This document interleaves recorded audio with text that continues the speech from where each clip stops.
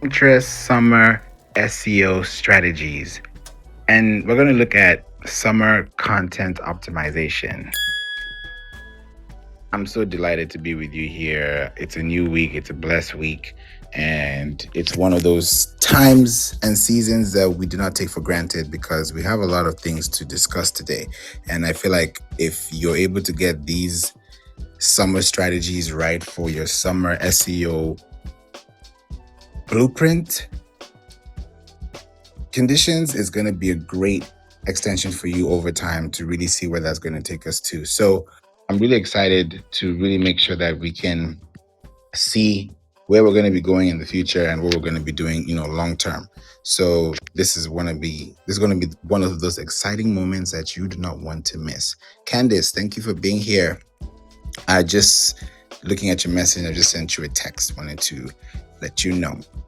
And anyone else in the room coming in, Ming, Lauren, welcome to Clubhouse. I see you got a party hat, Laquan as well. Thank you for being here. Howard, thank you for being here. Super excited to share this space with you. So people are going to be coming in. We're going to be here to the top of the hour. And I felt like I didn't want to make this long-winded. I wanted to just talk to you for about 45 minutes or less and help you see where SEO is going and what you should be thinking about SEO wise for your business, long term, especially in this time we're in when people are creating content. But we also want to know, okay, how visible are we? Are we really visible? Are we mastering SEO? Are we doing Pinterest SEO? Because Pinterest SEO is different from Google SEO. If you refer back to the episode that I talked about Google SEO versus Pinterest SEO, you will see there's a difference between the two. But there's a fundamental connection between the two as well, which is that Pinterest is a visual search engine and Google, as we all know, is a visual search engine too. Why? Because there's visual text, there's visual images, there's visual video, which is YouTube, right? That's on Google. On Pinterest, it's like all of the things I just talked about, Google Images, Google News, and YouTube, all in one on Pinterest, which is pretty much everything on Pinterest, which is text. You can think about audio when you put that into your video, your carousels, your text. That's where Pinterest really comes into play. So you're looking at Pinterest SEO with a different lens. And one of the major things to look out for is the search algorithms within Pinterest, because the search algorithms within Pinterest, they value enhancement because it also focuses on reference marketing. Reference marketing is a big deal because you're looking at a reference as though you're looking at it as a referral. So if I'm going to refer my business to you, or I'm going to refer you business, it's because I trust your business will take care of the business at hand. So the same way Google trusts your business or trusts your link to serve that information to the person who's looking for it is as important as how you're going to do that on Pinterest too. So right now, if you're thinking about keyword strategies for summer, right now the word summer should be in your content planning. Summer, whether in your email, whether in your captions, in your transcript, in your titles, in your text, wherever you're trying to say, there has to be somewhere that summer is connected, because you're creating content for people who are living in a time that they're enjoying the summer, especially if it's location based, right? So if you know that you're going to use this to let people know, here, summer savings, right? People are like, okay, we know that when it's not summer, we're not going to save with this code. So it's psychologically connected to the time and the season that you're in. Sometimes you don't even have to say buy now. You could just be in the right season. When you know it's the right season for mangoes, you don't have to see mangoes on the billboards to know that it's a ripe season. So you're looking at your business when it comes to seasonality and using Pinterest as a litmus test to know exactly where you're going to connect the dots. Because Pinterest is that platform that your business, whether a product or service, whether just a website, can really gain attraction because you're creating content that's going to help somebody understand the better side of where they're coming from. I'll give you an example. Pinterest, right, is a search engine. Pinterest is a search engine. And being that it's a search engine, it means that it searches for information that you look for, down to your skin. If you go to, and if you've never tried this, try this out. Go to Pinterest, type in skin. Just type the words skin, just the letters SKIN. Type in skin. You'll see on Pinterest, Pinterest is going to give you color shades of different skin tones. I don't think any other platform does that. It's just give you a set of shades of brown, and you're going to see it. And when you click on any of those shades, it's going to open up a pool of content. It could be skincare, it could be skin and makeup, it could be skin treatment, it could be anything that has the word skin attached to it. Now, if you're selling products in the summer and you're using Pinterest to promote your product, then Pinterest SEO would be, let me say it this way, Pinterest SEO 101 would be to have your Pinterest title with the text saying summer. In your description, use the word summer. In your link, use the word summer. In your alt text, use the word summer. Now, don't summer up your post and start stuffing it, because that's another problem. If you do that, that's regressive. Use these words sparingly and use them so that when people are finding these keywords, they're finding you relevant, because there's no relevance in stuffing keywords that people are reading that they don't understand because it doesn't make contextual sense. So it has to also match the intent of the person that is searching for it, so that when you're looking at the long-term goal, it's okay, this is what we're looking at, this is where we're going, this is what we need, this is how we're going to get there. There's a roadmap, there's a pathway we can look through. And Pinterest is one of those great platforms that people go in at the beginning of their search, because when you're planning for something, whether you're planning for a party, you're planning for graduation, you're planning for a wedding, you're planning for anything that is going to give you satisfaction at the end of that planning phase, it starts off with asking the right questions, right? It starts with asking the right questions. Welcome, Michelle. Welcome, LA, Julia, Kelvin, Jeremy, Serena as well. And welcome back, Laquan. And hey, John, welcome to room 2. You're looking at your content as a pillar, because in the season that we're in, we need to think about this. Why is this topic even showing up on your feed? Because I want to be as real as possible so you can see that this can happen in real life for you too. The reason why you're listening to this episode, or listening to this room, or listening to this audio or audio blog, is because you were looking for Pinterest summer strategies or Pinterest SEO strategies for the summer. That's how you found this post. And you're also looking for strategies that are going to help your content optimize for the people searching in that season. That's the reason that you're searching in the first place.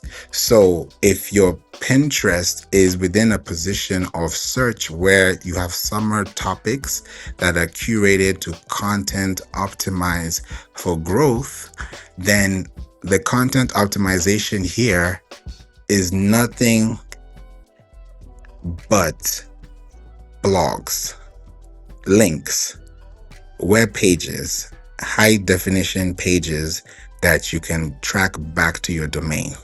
This is a major thing I'm talking about. We can talk about content optimization on search platforms, on social platforms, but if none of this we're talking about is starting and ending with your domain.com, with your website.com, then anything that you're listening to that is not being applied with your domain is going to be a little finicky, because you want to test values and test algorithms and test systems that will help you scale. So before you even start scaling, you need to know what you have. You can't give what you don't have. So the reason why this episode is here is because I typed in the word Pinterest SEO, because right now, if you go to not Shopify, Spotify, because we're always between the two, building websites and podcasts. If you go to Spotify and type in Pinterest SEO, you'll see the We Don't Play podcast show as the top podcast on Shopify. I keep saying Shopify, on Spotify. On Apple, do the same thing too. You'll see the We Don't Play podcast show there. These are very specific keywords that have search traffic, right? You've not said the name of the show. The podcast show is called We Don't Play, but I didn't say that in my search. People are looking for solutions. They're not looking for brands. If they're looking for brands, they'll go to Google. They'll go to YouTube. They'll go to reviews. They'll go to Amazon. They'll go and search for things that they're looking for based on the brands that they like. They'll drive there. They'll shop online, right? But if you're creating this new platter, new starting point, everybody's starting from the, Mario Kart, everyone starts from the starting line, and you say 3, 2, 1, go. If we're all starting like that, then your summer strategy should be on point, that when you're referencing people back to your website, you have a link within your domain that has the word summer. Because if you don't have the word summer in your web page, in your audio, in your video, in your text, in your caption, in your images from Canva or Adobe or ChatGPT or AI generated copy, whatever you're creating that does not involve your website, one of the things that's going to start happening is that AI will start distrusting you. I'll say that again. AI is going to start distrusting you, because we're getting to a point in time now that social media is getting big. I don't know if you've heard about what YouTube did. YouTube said that go do your research, please. But I'm just telling you what I'm hearing and what I'm researching on.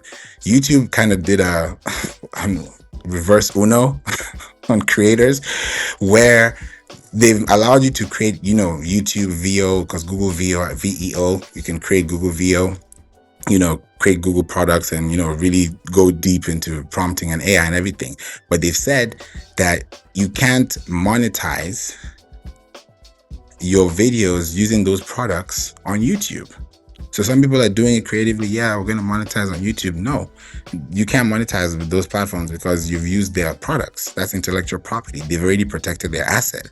I'm giving you this example so that when you're creating your own summer content optimization strategy for Pinterest or for your social media, do not overlook your website, because you're going to get distrusted when your content is not being seen on your website. You can be online all day, you can be featured in all the best platforms, but if they're not referencing your website, but they're referencing your LinkedIn and not your website, that's a problem. It's a problem when your LinkedIn itself doesn't even have a website that's connected. So you're living within the LinkedIn space without connecting people from LinkedIn to your website, to your platform, to your business. When you're listening to a podcast, if they have a LinkedIn, that secures that relationship, that actually entrusts the brand. It adds value to the brand. And I've seen that myself. And I've seen that with other clients. And I'm seeing that just jumping up. Just in the last 7 days, we have a client, she was so excited to see this today. She was in the top 400,000 podcast episodes, like at least top like about 400,000. And she's been doing it for years. And just within a week, she's moved from 400,000 to the top 200,000. And now it's bordering around like to the top 300,000. So now if you look at it from 400,000 looking up, now she's having a much better score that she didn't have before. And not because her podcast episodes were not doing well, they were. But now, actually, let me take that back. I've just opened the page because I was like, something's not right. She was in this is even crazy year.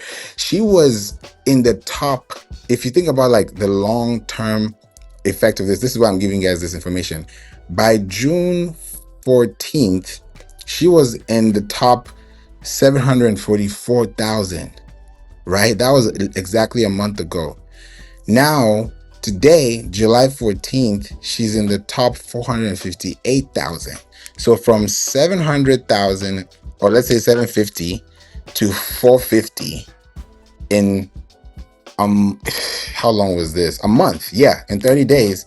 Says that if you do this for 3 months consecutively, then if you could move up 300 points within a month, imagine how many points you could move within 3 months. And people say, oh yeah, how long does it take to do my podcast?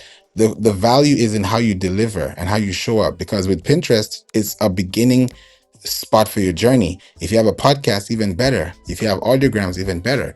Because what you're technically doing is that your content is optimizing the web to attract more visitors to you.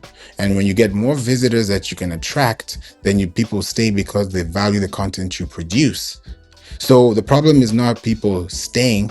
The problem is, what are they staying for if it's not valuable to them? So you can get all the traffic you want, but if that value does not translate to anything that converts into curious connections or even opt-ins or people who actually want to raise their hand and say something, that's going to be a missed opportunity. So I'd love to pass it to you, John, to just hear from you too when it comes to Pinterest content optimization and even podcasting. How does that play a big role into your strategy?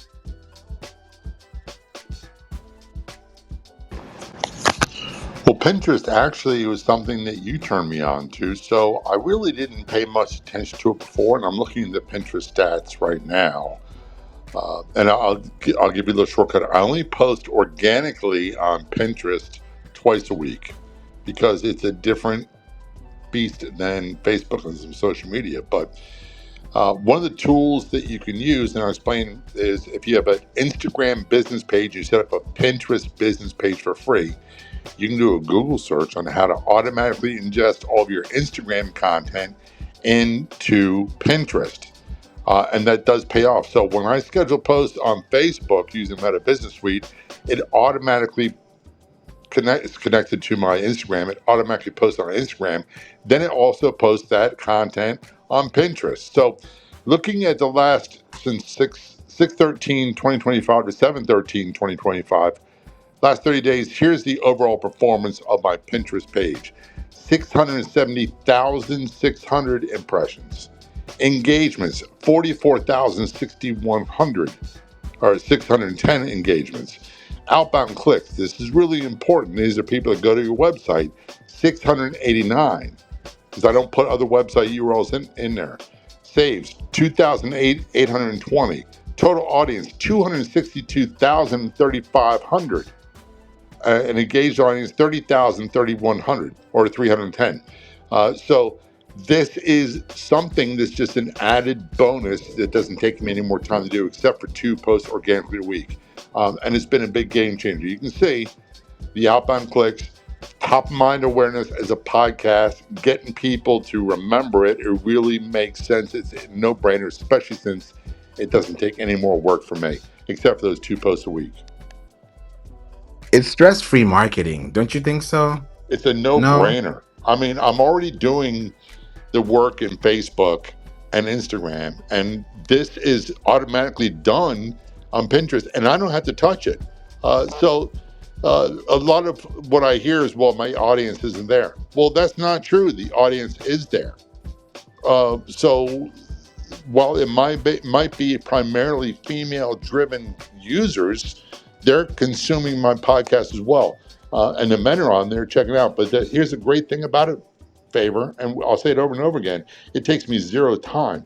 2 whole posts a week, which takes me maybe 10 whole minutes to do 2 posts a week on Pinterest. So why not? The rest is done and takes no extra time at all. 100%. The best reward about doing this incrementally, at least every week, is that you're able to see the progress and you're 10 steps closer, you're 100 steps closer. And it just gives you a good mapping because you have something to give back in form of a link that you can actually send through an email list. How you can build it out there. Like, there's so much you can do. We just had connections whereby we said, okay, let's see how you're going to create a product that stands out, that also can be seen, heard, and remembered, even if it's in the form of a post. or blog. But does this blog, does this journal, does this publication really help or actually make it more complicated for the person to understand what it's all about? Because I love that you mentioned, John, with your stats, because you're not doing anything on Pinterest per se, but what you're doing through Pinterest is creating that effect. And still you're posting on Pinterest, but there's a way Pinterest has a huge effect on your long-term strategy. Because did you know that Pinterest has a lifespan of 5 months?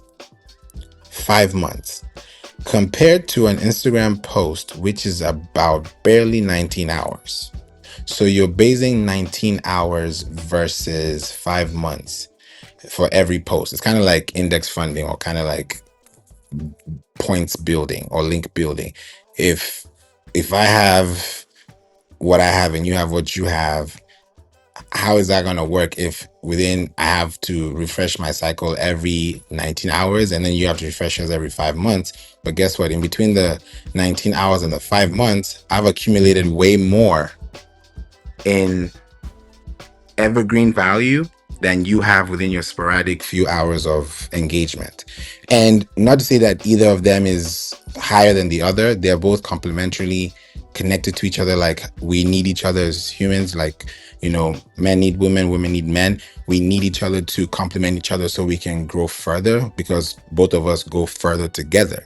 So it's not that, oh, social media, no, SEO, yes, no. You're going to put both of them together, but both of them are going to complement each other, so that on social media, the very first words that you utter out of your post, whether through text, audio, or video, should be keyworded in a way that is also translating to the algorithm, giving feedback to allow that if anybody's searching for this key term, you show up in the For You tab, because For You means for your content, or for your topics, or for your interests. And if those interests are not matching, it's not for you. So what's for you is what you're interested in. And Pinterest gives you the best example, because if you're looking for something on Pinterest, people are going to Pinterest within an early stage. If I go to Pinterest in the early stage, it means that by the time I'm coming back in 3 months, in 4 months, I've been able to gather. And why am I saying that 19 hours compared to 5 months? And I'll give you in the form of conversions. If I run ads on Pinterest and I run ads on Instagram, this is what's going to happen.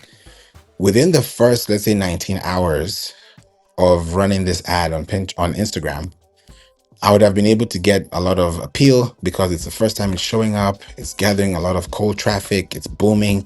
It's making sense. People are clicking. They're curious. Right. If I keep running this ad on Instagram for the fourth month in a row, for the fifth month in a row, two things happen. One, you could get ad fatigue if you don't optimize it. And two, they've seen the same creative media over and over again. So now they're like, okay, we've seen this, nothing new. Now you're just in our face. It's like Coca-Cola. Or we're just going to see you every day because we go to the store and we may not buy it, but we're going to see it. It's kind of like branding in a way, which is still cool. It's not really fatigue in a way, but at some point you want to switch it up. You don't want to be having the same thing. You want to try different things, but you want to keep it classy. So if you're creating content in that way, that means within the first 19 hours, Instagram is giving you some great pop-outs. You're really getting connections, you're getting links, you're getting clicks. But within 4 months, 5 months, you may not be getting as much. You could, don't you, and you could, because you'd have to spend more money, because there's something called ad fatigue. So you have to, that's why, Meta would say, hey, increase your budget by 20% to get da da da da da. They're saying that because they know that there are other people running the same ad as you. So 4 months ago, you didn't have as much competition as you have now. So you have saturation involved, unless you're going to do a retargeting campaign or really understand how to value it. But when I'm looking at it from a basic standard, not even comparison of who's better, because they're both great, as I mentioned earlier, but when I'm looking at the long-term value, I would do Pinterest, because if it takes me 19 hours to get all that attraction, yes, I can get all those leads, those connections. Guess what? With Pinterest, if I run the same budget for 4 months and this lifespan is 5 months, it's between the fourth and the sixth month that's a tipping point on Pinterest. If you're really paying attention to the numbers, between the fourth and the sixth month is when Pinterest, it really tips off when it comes to conversions. Because when you start running ads, leads, quizzes, carousels, posts, those things start to attract, because now within 4 months, I know you. Pinterest is not a platform where, I mean, if I want to plan and buy this vase or I want to buy this flower, I'm not just going to buy it because it looks good. I'm going to make sense of the flower because it has to make sense in the context of the event I'm getting it for, right? Budget wise, otherwise. And that's the same thing you're applying into your content. So you're knowing that if I do this, then this is what's going to happen. But I'm not fully sure because I may not have the full picture, but at least I have a pathway to that goal. So if I'm creating content on Pinterest, I know that because they've seen this the first, second, third time, they're not really going to just hop on and buy it. But if they've seen it on Pinterest for the past 4 months and they've been planning for the past 4 months, meaning that they've been accumulating their funds, they've been paying their credit, they've been focusing on building their financial portfolio, they're getting better, they're working, whatever they're doing, they're just making sure that they're at a better state holistically, right? Within those 4 months of showing up consistently, they're like, this person actually, it keeps showing up because I keep looking for vases, flowers, and now I didn't know that there's a florist near me that I could actually go to, or I can buy a bouquet of flowers because now I've seen this all over now it's Christmas. Now I want to buy my mom flowers. I want to buy my grandma flowers. I want to buy, you know, that you want to do something nice because you've been planning all along. And now you have the opportunity to actually see this. You didn't need it in April. Now, 4 months down the line in August, now you might need it because you might actually want to purchase or maybe do a trial or something, or maybe you want to opt into their email list. That conversion, I didn't say cash. It's conversion, because conversion happens when it's a qualified lead. When that qualified lead comes into your inbox and now they're asking you very specific questions, there's money in the list because it's either the questions have not been asked yet or the trust has not been earned yet. So those are the two things that we want to also think about when we now build those relationships. So John, we'd love to pass it to you too when it comes to even relationships online, offline, with podcast hosts, sponsorships, partnerships. How does that play a big role into the longevity of your customer value? Yeah, so everything I do some paid advertising, primarily on Facebook because I'm familiar with it. I'm gonna experiment on. I did one campaign on Pinterest. So I'll do more, but everything I talk about is organic, meaning there's no fee for what you do, but the main reason why is building top of mind awareness. People talk about all the time know, like, and trust factor. Well, when it comes to social media, for them to know, like, and trust you, they got to see content from you on a regular basis. So that's why I say post often, and be consistent about it. So in Pinterest, if you're an Instagrammer, you don't do Facebook, man, get yourself a Pinterest business page for free and then just do a quick Google search on how to magically ingest all of your Instagram content in your Pinterest. So therefore, every time you post on Instagram, it goes automatically to Pinterest, and it's going to increase your people's awareness of you, your product, your services. Building that awareness is the most difficult thing. It's easy, but it requires consistent work. So I don't know if that answers your question, but for me, it's vital building that constant awareness because they have so many choices podcast wise. There's about 4.5 million worldwide. A lot of those are not active. However, the ones that are really good, they focus on promotion and marketing more than their content. And with social media, if you don't get in front of people's eyeballs, good luck getting their ears to follow. It's huge. Yes, John, you're so right on that, because when people listen to you the first time, they may not pay attention. But when they keep hearing you over time, they'll be like, something is happening and I need to pay attention. If not, then I might have a problem in the future and I don't want that. So it's like you're creating a cause and effect strategy that allows someone to really ask themselves the right questions and see, is this something that they need right now or not? So 100% podcasting is a big way to go. And speaking of podcasts, mentioned to you, and I'm excited that you're here. It's just the timing of everything is just perfect. So we have you scheduled for tomorrow morning. For those who are listening, Steve and I, it's especially here in Texas, it's hot.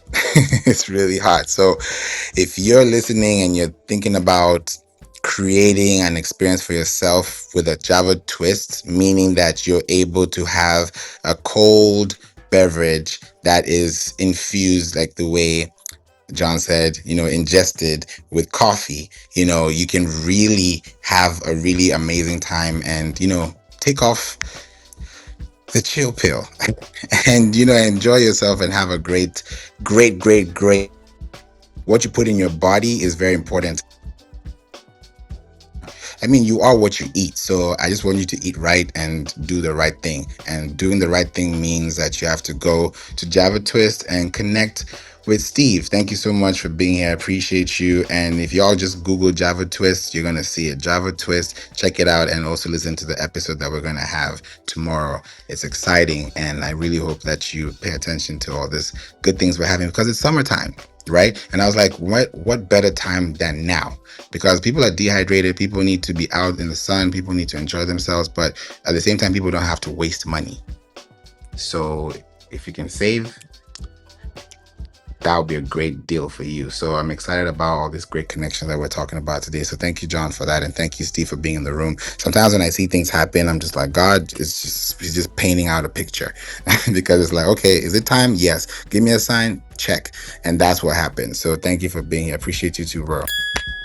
So, I'm excited that we're talking about Pinterest because this is one of the most underrated tools. Most underrated tools because Pinterest is technically Google Images. And speaking of Google, just to let y'all know, update. If you go to your Google Search Console, there's something called Insights now. And I talked about this briefly and I knew it was coming because I saw it when the Google developers were working on it. There's something called Insights. So if you go to your Google Search Console, on the left-hand side, you'll see something with a blue label that says new. To the left of it, you're going to see the text written Insights. Click on it. It's going to tell you insights based on your trending topics, the ones that are trending up, trending down. It's literally going to give you insights. And it's been there for a while. They used to call it Search Console Insights. It was in the beta program for years. And then I knew this thing was going to turn into something new. And they were asking, what can we improve on? And I sent a few recommendations they can improve on. One of the things I mentioned, so when it happens, that's them that developed it. I didn't do anything. I just gave a recommendation. One of the things I mentioned is that they should also add social referral sources to those insights because that way it also will tell Google on how effective your strategy is. They actually did this before and I think they took it off. I don't know why. Maybe they knew that was too powerful of information. I don't know, because when I see that, I'm like, yeah, thank you, Google. And then you take it off. I'm like, Google, y'all are a little sneaky because they took it off and I've not seen it before. And since the time they took it off, that's why I said, yo, please put this back, which is if you've been posting on Pinterest, Link, TikTok, Instagram, Google, YouTube, wherever you are in the world, Google Search Console Insights, the very first time it came out, it would tell you where your threshold is coming from social wise. So it will even add Pinterest there and to say, hey, if you're posting on LinkedIn, it will tell you your top social referral is coming from LinkedIn. The same way it does on GA4, which is Google Analytics, is the same way they did it with Search Console, but you don't see that. And then if you have your Search Console, to even activate that or at least have some type of association, is you go to your Google Search Console on the left. Go to the bottom left, you're going to see settings. When you hit settings, in the middle, you're going to see associations.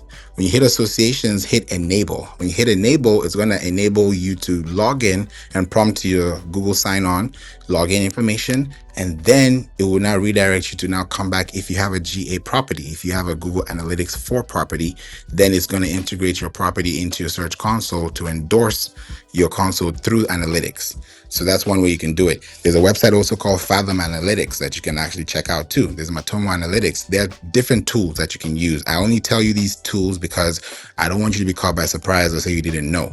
So when you're able to check these things out, you can see, does it work for me? Does it not work for me? Not everybody's toolbox works for everybody else. So just to give you that hindsight so that you're able to see how that can also play into your role, because those kind of analytics will tell you, are your websites showing up on chatgpt.com? Are they showing up on bing.com? Because not every system that you're depending on, quote unquote, is also updating their servers. I don't know if you knew this, you probably did, but just in case you didn't know, iTunes is what we have as Apple Podcast today. So if you start thinking about catalogs, libraries, search indexing, content fluidity, search visibility, SEO, and the likes, then it's going to be a great thing to see how you can actually push yourself from just not having any content or even traffic at all to overnight people are listening to you because you have a show that people are actually listening to. That's how we've been able to grow our show on Pinterest and also with podcasts from 100,000 listen, 100,000 out of 4.5 million to now we're in the top 25,000 out of 4.5 million podcast shows globally, 151 countries. Next month on the 13th, we're going to be 6 years podcasting with 11 seasons that we just kicked off now in season 11, and we're rolling out all the new episodes. And I'm just excited because people are still discovering the show. I mean, it doesn't stop. Even when you get to number one, it's even harder to stay number one.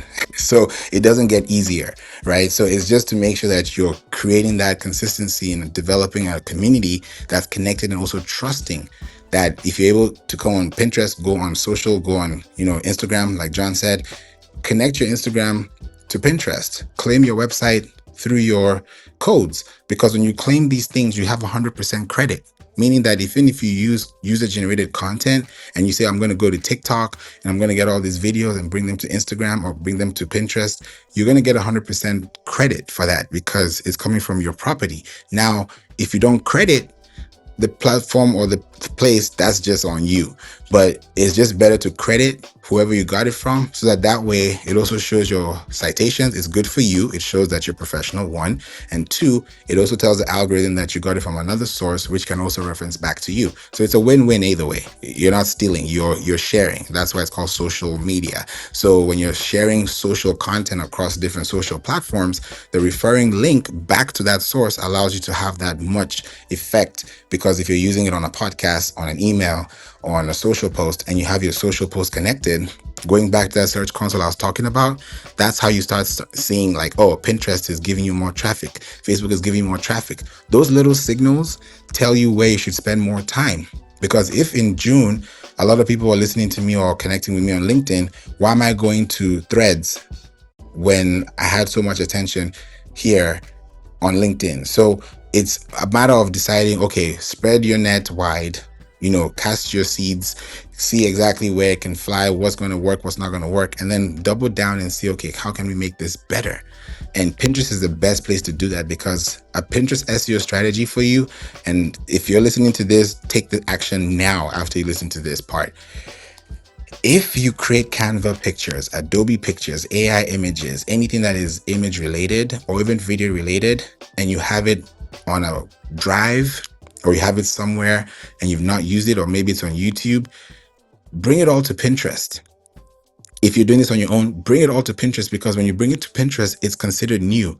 That video you did back in 2009, it's fresh content in 2025 on Pinterest because it never surfaced on their server. So when you're thinking about the server information as opposed to whether my content is old or new, if the content is valuable, if you buy this book and this book was written in the 17th century and it's going to apply in the 21st century, you're going to buy it.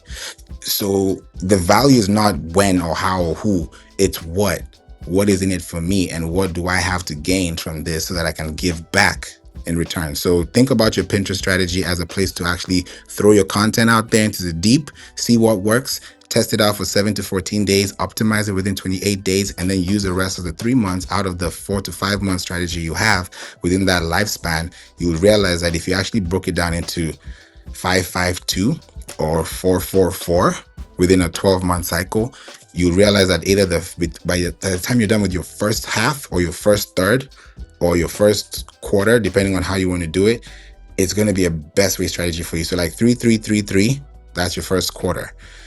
4-4-4, that's a third.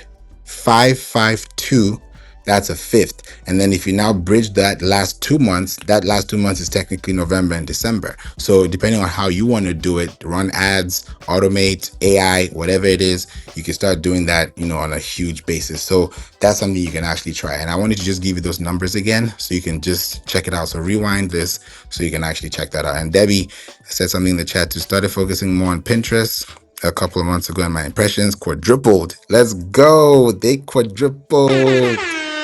Let's go, Debbie. Love to hear that. Thank you so much for saying that. My followers increased significantly as well. Yes, Debbie, we're definitely excited that this is happening. And yeah, teamwork makes the dream work. And I'm so glad that you're able to see this too. And Steve said, got to run too. Yeah, appreciate you for being here. Yeah, so much great content. And before we go in 3 minutes, John, what would you like to tell people that are really kind of like on the fence trying to figure out if this thing is still working for them, even after hearing all the amazing things? Well, the one thing I would say is, and this is something I know I have to watch out for. I get stuck in a rut, a routine of doing the same thing over and over again. So be willing to pivot and look at your analytics. Debbie made a great point. Her impressions quadrupled on Pinterest. If you don't check your analytics regularly and you're not posting on there regularly, you could be missing out on something. And use other tools like the 2 organic posts I put in Pinterest every week that have links. They have a tracking code that's assigned a source code so I can see my results in Google Analytics. See what social media is working best for you. Look at the analytics. Look at building awareness. Then look at building engagement. Then look at sending people to your website. Then last, look at sales or lead generation. Don't look at lead and sales first. Look at awareness first. The one thing I would say favor is if what you're doing is not working, look at what is, and your analytics will show you the past history of what's worked well and what hasn't, and do more of what works and less of what doesn't. That's the only thing I can suggest. Thank you. That is golden right there. Appreciate you for that feedback. Yes. And Candice also says too, I'm so glad I'm a part of this session. This is great information. Thank you, Candice, for that feedback. Yes, I'm hoping that this is helping you as you're listening. Take action, right? Use Pinterest as your playground. Honestly, use Pinterest as your playground before you touch any TikTok, Instagram, LinkedIn to put on an outfit or put out a brand asset or type of, suit. Play around with Pinterest because there are no rules on Pinterest. You can post anything, square photos, rectangular photos, play around with it, but know what's the best practice by going to Pinterest. There's a hack. Go to Pinterest, create a pin, and you're going to see where it says guidelines, requirements and guidelines. Click on it and you'll see the guidelines that it tells you the specifications, the exact standard requirements, pixel wise, how many seconds at least. It's going to give you everything. So there are no rules. It's up to you. And if you do it the right way, then you're going to go a long way. And I hope that this has helped you understand the formula of how to use Pinterest. If you have any questions, concerns, thoughts, and you're thinking, okay, maybe Pinterest is for me, which I believe it should be for you if you're running a business. If you have a merchant, like let's say if you have a business online, and you have a product store, you can have a blue merchant. You can have a verified merchant because Pinterest gives you 2 badges. You can have a blue badge or a red badge. A blue badge means that you are a verified merchant. That means you can sell your products on Pinterest. And if you have a red badge, it means that you are a verified creator, and that is given to you based on your influence. And it's either way, you don't need those badges to succeed on Pinterest. As long as you're talking to the right people will come back to you. Attract who you want to attract. It's energy flow. And if you focus on what grows, you know the answer to that. So thank you so much, John, for that feedback. Candice, Debbie, Josh, thanks for being here. Keisha, Ishman, Writer Girl, Karma, Christopher, thank you for being here. And Illa, appreciate you for being here. If you have any questions, please feel free to click the link above and book a call with me. Let's have a 30-minute conversation and talk about your business.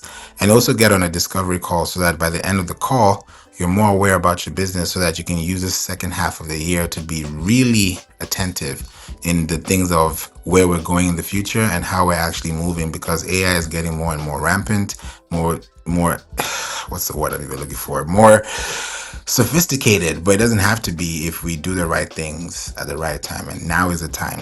You know how they say the best time to plant a tree was yesterday and today, not tomorrow. That's the same ambition and zeal we should have. So, Lou, thanks for being here. Click the link at the very top if you want to have access to a replay. We're at 351.9K members. We're about to be 352,000 members in this marketing club. That's a big deal. That's a very big deal. So thank you for being here, each and every one of you that's listening to the replay. I hope you learned something new. I'll be here tomorrow. I'm actually excited because I'll be talking about what's the best podcast hosting platform. Send help. We're going to dice this thing down tomorrow. I'm super excited about this topic. It's going to be tomorrow at 10 a.m. Central. That's 11 a.m. Eastern. So I look forward to seeing you guys here tomorrow, and we're going to dice this down. So till we meet tomorrow, have a blessed day. God bless you all. Talk to you soon and enjoy.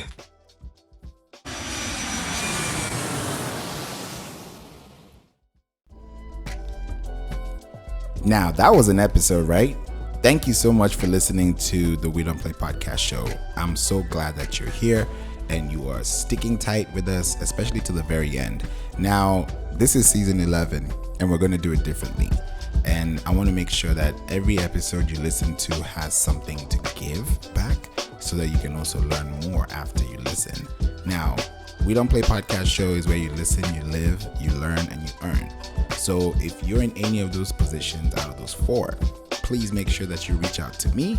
Send out an email through info@playinc.online. That's info@playinc.online. Or you could go to playinc.online, which is a website, www.playinc.online, playinc.online, and schedule a call so that we can get you on an SEO discovery call to talk about your business and help you with your marketing needs. Thank you so much for listening, and I hope this helped you. See you in the next episode. God bless you.